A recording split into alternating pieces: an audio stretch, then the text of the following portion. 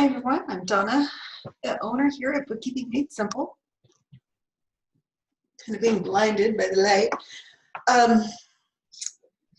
Kind of going on with my theme of goal setting, planning for the new year, determining where you want your business to be. A lot of that can be determined only by you, and I really wish that light wasn't there. I have my, that's a little bit better. I have my blinds closed, but it's right, this time of year, it just goes right through the holes between the slats, whether I like it or not. And so I'm kind of dealing with that. I am determined that this upcoming year is going to be absolutely amazing. It's going to be better than the last one. Whether you had a good year in 2020 or a really crappy year, I am determined that for all of us, it's going to be way better than it was. Some people did have some business growth and some people did not. And hopefully you took advantage of the craziness to do some personal growth, which is always a good thing. But yesterday I talked about small incremental changes, small goals that are easily attainable, adding up to huge goals. Okay, things like I used weight loss as an example. Things like determining that you're going to lose a pound and a half a week. Well, that's pretty reasonable, and how very quickly it can add up to a lot. Kind of going with the same theme, I want to talk a little bit about how to determine what those goals should be. Okay, and figuring out what is going to be a doable goal for you. Now, if you are the CEO of a multi-billion-dollar corporation, you're going to have a whole accounting team that's going to help you take care of that. That's what your CFO is for. If you are the owner of a single owner business and it's just you and you don't really know what you're doing, then it might be wise to take advantage of some help. We do help with that. We do a lot with budgeting and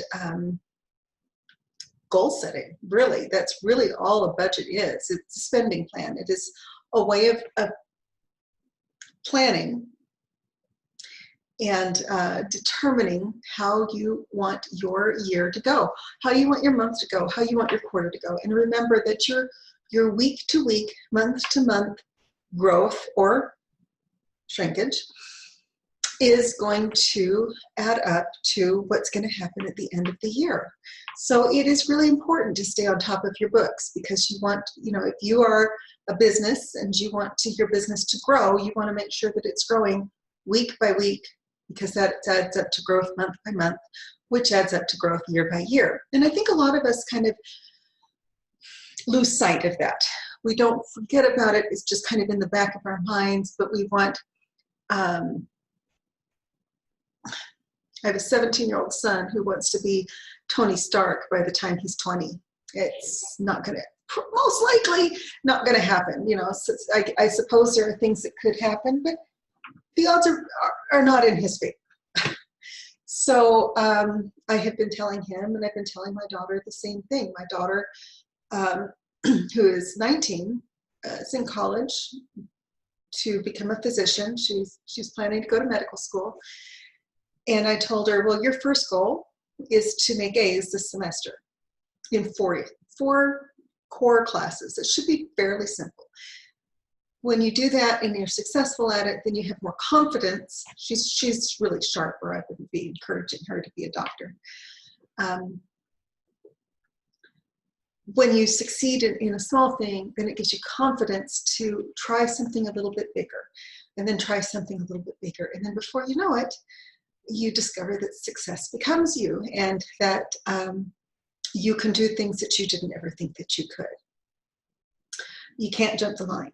You have to, there's some dues that almost have to be paid. And it's not because, I work with the law of attraction a fair amount. It's not because the universe doesn't want to give it to you. It's that you have to learn how to deal with what you receive before you can receive more. if you're Christian, that's exemplified by the parable of the 10 talents. And I don't really want this to be preachy, but it's kind of the same idea. If you prove to yourself that you can take care of little things, then you can prove to yourself that you can take care of big things. Some of the videos that I'm wanting to produce in the next few months will discuss things like self-sabotage. A lot of people who may end up making money that seems easy to them feel like they don't deserve it, so they get rid of it as quickly as they can. We want to talk about that because that is a huge thing for your business. People, and I've been just as guilty of that as anybody else. I feel like, you know, sometimes I don't deserve some of the things that I have, and then I look back and think of all the opportunities that I passed up on because I didn't think I deserved them, when in fact I did, or they wouldn't have manifested. So how do you know where you want your business to be? Again, if your business is small, it's going to be a different goal than if your business is huge. And this is where percentages and statistics really come into play.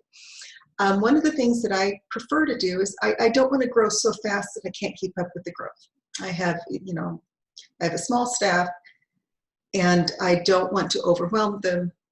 But I do want to grow fast enough that I can justify bringing in new staff. So I've determined, this is what I feel is manageable. And as I grow, I might say today, maybe I want 20% growth week over week. Well, that's 80% a month. That's pretty fast growth. I may decide I want 20% growth month over month. That's 240% for the year. And you can do this with just about any part. It's really easy in a business because we have the numbers. We can look at the numbers and we can look at your sales and we can say, these are your fixed expenses. They're not going to change. Okay? My rent is not going to change no matter how big my business grows. It's just not going to change until I move into a different spot. And then it will change, but then it will still remain fixed. So I can count on this is going to be pretty much the same. My utilities are probably going to be pretty much the same. My phone bill will go up with each user on my phone system. So I can plan for that.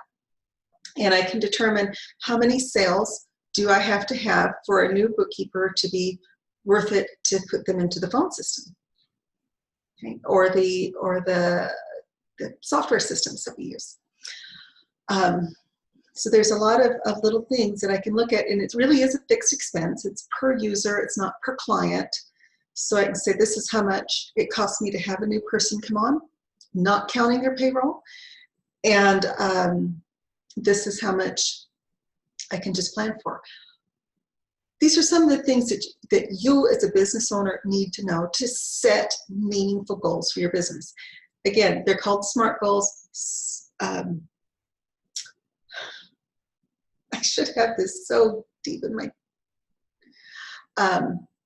specific, measurable, achievable. What is the R? And then the last one is time sensitive. So specific is the very first one, and that's what I'm trying to talk a little bit about today. And that is, if you're a service business, how many new clients do you need? If you are, and how many do you need? How many do you want to have by the end of the year?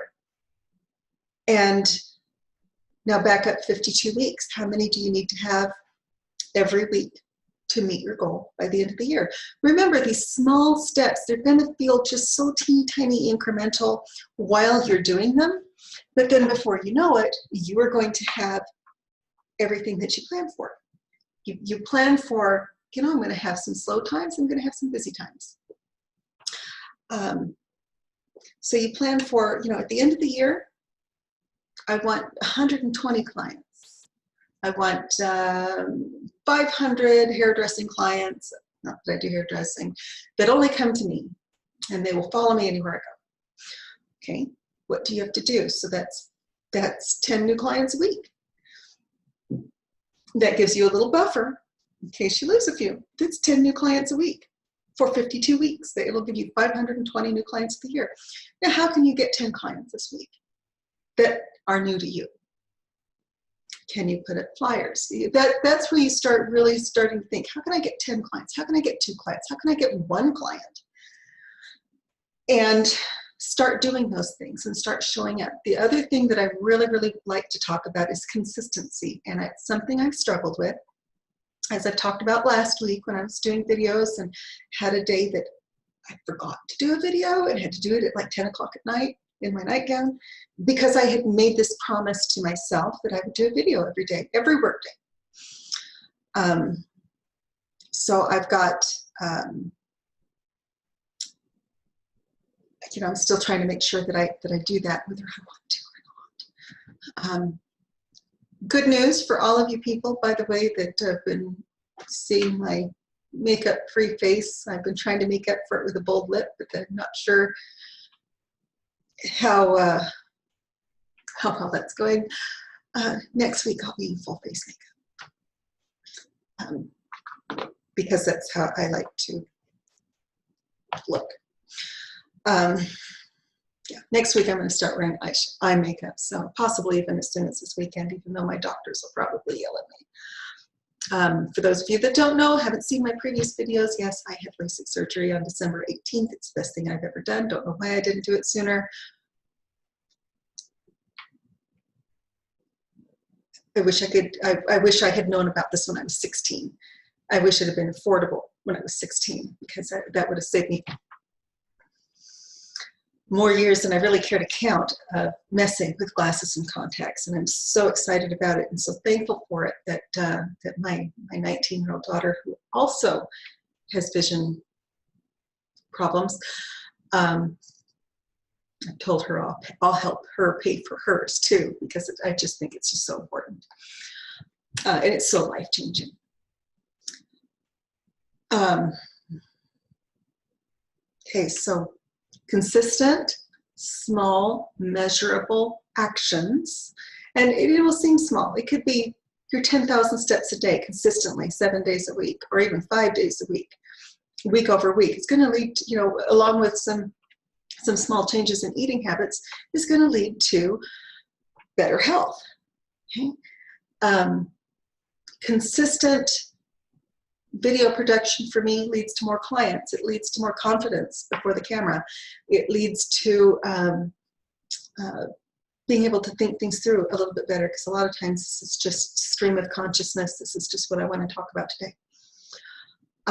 Consistent work leads to consistent results. And sometimes there's a lead time where it takes some time to really get that going. But consistent work leads to consistent results. And it's important to remember that. And it doesn't have to be huge, grandiose things. It can be just consistently having something produced on your blog, or a video, or some sort of marketing effort consistently every day. It will lead to results. It may not lead to results tomorrow, but it will really lead to results in the long term. And those will be consistent results. Okay, so small, you can have big goals for the end of the year and then break it down to small goals that are almost ridiculously small. By the way, if you want to have 10 clients a week, that's just over a client a day, 1 to 2 clients a day. So if you're a hairdresser and you're getting out and if you're in a place where you're locked down, you might find some like-minded people that don't want to be locked down. I don't know. I'm just throwing that out there. Don't want anyone sending me hate mail over that. But if you don't like your salon, find another salon. Possibly do kitchen sink hair for a little bit. Find another way.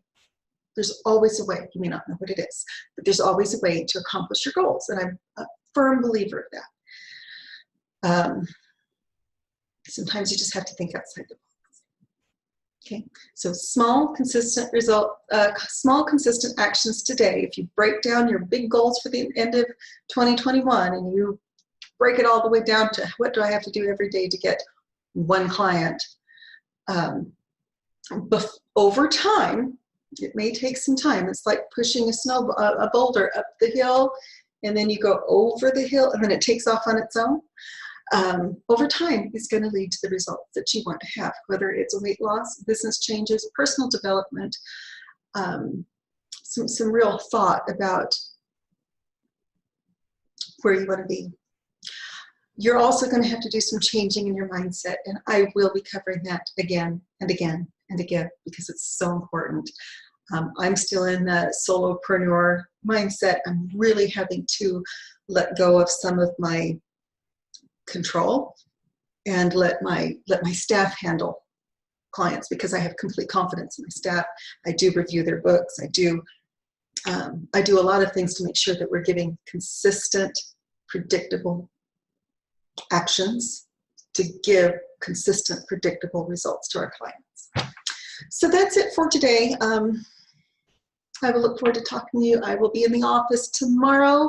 Today is December 29th. I will be in the office tomorrow, December 30th.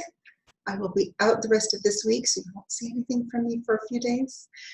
And then Monday, January 4th, we will be back to regular hours and regular videos. So look forward to seeing you, and I look forward to a very, very prosperous 2021 for all of us. Have a happy, happy New Year.